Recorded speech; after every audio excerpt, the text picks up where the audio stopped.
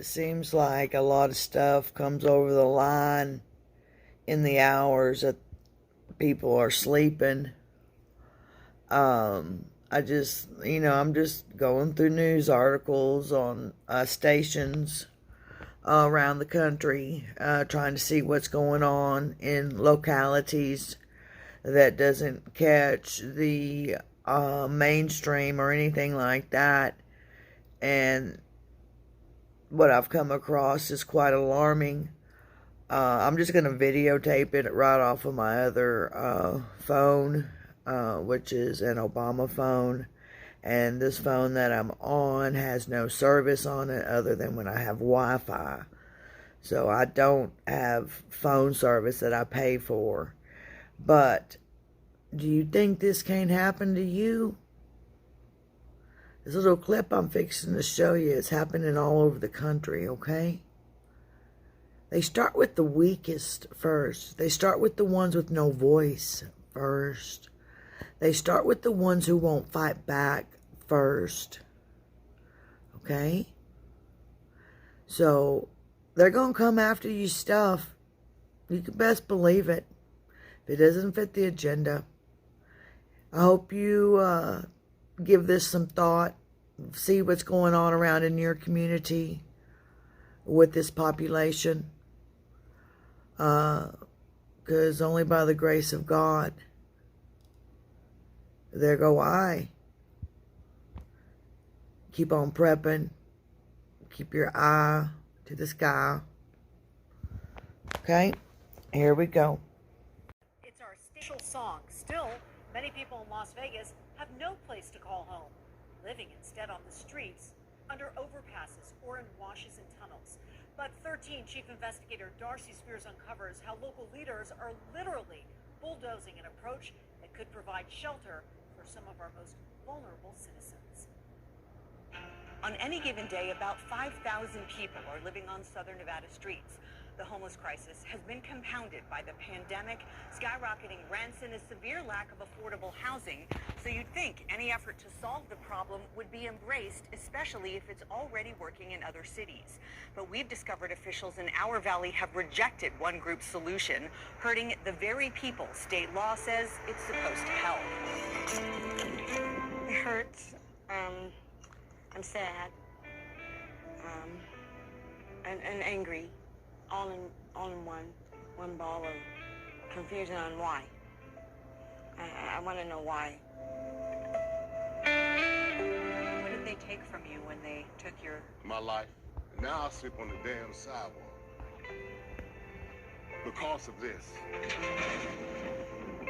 Take everything but my hope, it's beginning to dwindle. Angela, Allen, and Savage are used to having little hope, but they got a glimmer in this undeveloped lot in North Las Vegas, near Martin Luther King Boulevard and Cheyenne. What did you see it as a stepping stone toward?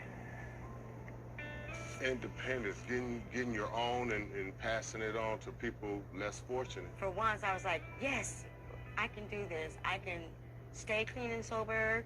I can create, draw. I can become anything I want to be at that moment. These three have been homeless for years. They credit Joseph Lankowski for trying to change that. Right here was the entrance. There was a big swinging gate. Joseph bought this parcel of land with a vision to create a community of tiny homes with help from volunteers through his organization called New Leaf. So there's three pieces to these tiny homes. There's a floor, and then there's a front wall that has a door, and there's a rear wall with a window. By tiny, we're talking about 50 square feet, a footprint that's barely bigger than this ping pong table, but it's a small space that offers something immeasurable, peace of mind.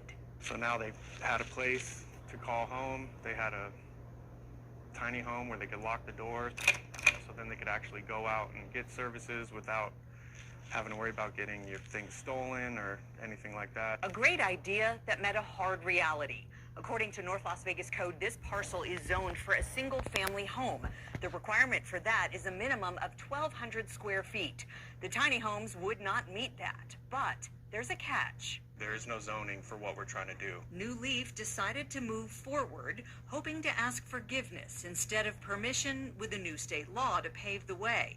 Senate Bill 150, passed in 2021, requires large cities and counties to create a new set of building and zoning codes to allow for tiny home communities in certain places. Officials have until 2024 to make that happen. Lankowski argues the folks living on the streets don't have 2 years to wait. We don't have time to be sitting on our hands when we have these resources and the ability to help people.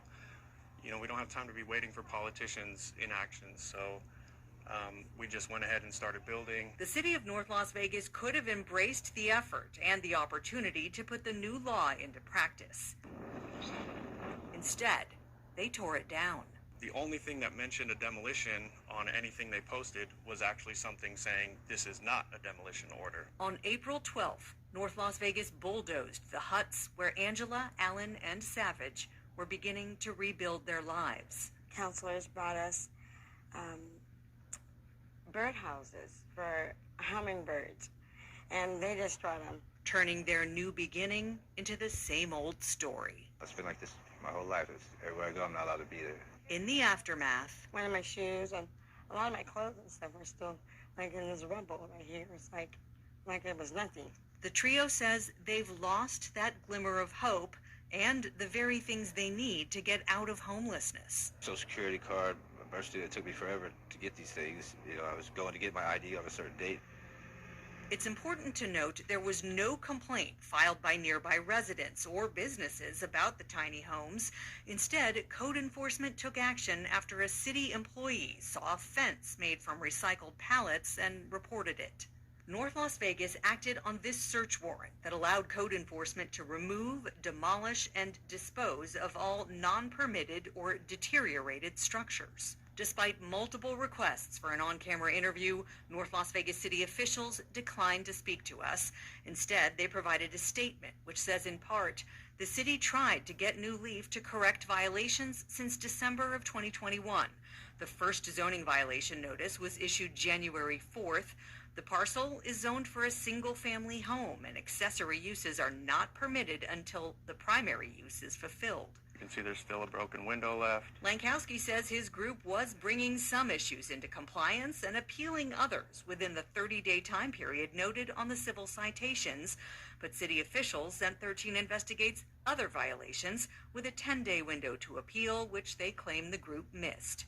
They also say the appeal process for a civil citation is independent of the process for appealing abatement orders. Lankowski says it's important to know why New Leaf bought land to build on. He says that's what they were told to do after this happened. This video shows the destruction of tiny homes at the Wash near I-15 in Owens. It was November 30th, 2020, the height of the pandemic, when shelter in place was a government mandate. An encampment of makeshift structures had been there for years. But officials bulldozed the 28 homes New Leaf built. It's against the law to build on public right-of-way property. Lankowski says he was told to do it on private land.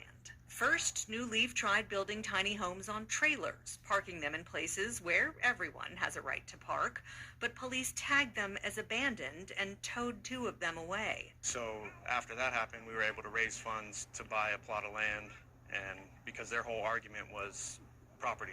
You know, this is our property, it's not your property. And we said, okay, we'll buy our own property. As we said earlier in our story, they did not get permits for these huts, but the structures are based on a design proven to work and be safe. I designed the Conestoga hut. Eric DeBure is with Community Supported Shelters in Eugene, Oregon.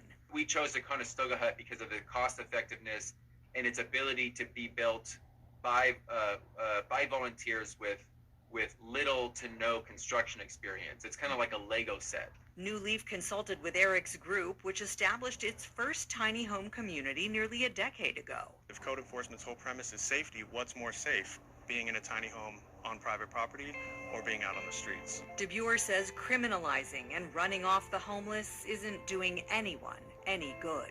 It's just constant game of shuffle them around, move them around, don't let them get too comfortable. There's much more to know about this solution to help some break the cycle of homelessness. Tomorrow at 6, my special report.